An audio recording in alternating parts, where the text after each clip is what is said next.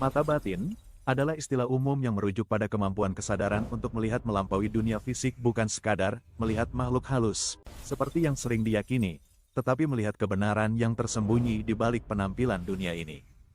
Ketika mata batin mulai terbuka, perubahan tidak hanya terjadi pada persepsi visual, tapi juga pada getaran kesadaran, emosi, dan intuisi seseorang.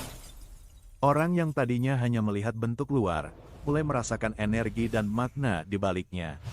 Lebih peka terhadap suasana atau getaran di sekitar. Bisa merasakan niat orang lain, bahkan sebelum mereka bicara.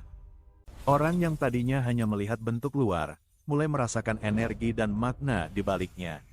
Lebih peka terhadap suasana atau getaran di sekitar. Bisa merasakan niat orang lain, bahkan sebelum mereka bicara.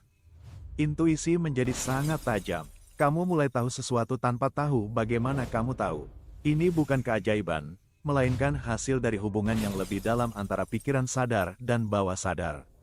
Intuisi sejati muncul ketika pikiran tenang, dan hati menjadi jernih seperti cermin. Maka, melihat di sini bukan lewat mata, tapi lewat kejernihan batin. Ketika mata batin terbuka, lapisan pelindung ego mulai retak. Kamu mulai merasakan penderitaan orang lain seolah milikmu sendiri. Empati meningkat, tapi juga bisa terasa menakutkan jika kamu belum siap secara mental. Inilah mengapa beberapa orang merasa terganggu setelah mata batin terbuka. Mereka belum bisa menyeimbangkan frekuensi tinggi kesadaran dengan stabilitas psikis manusia biasa.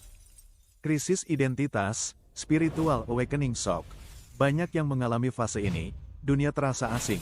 Nilai-nilai lama tak lagi masuk akal, dan kamu mulai bertanya, siapa aku sebenarnya? Ini adalah fase kebangkitan spiritual yang sesungguhnya.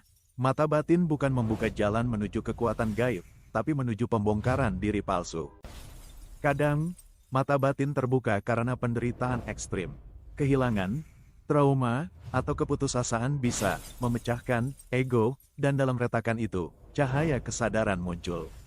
Namun, ini bisa membuat seseorang bingung dan takut, karena mereka belum siap secara spiritual untuk menerima arus energi dan persepsi baru itu.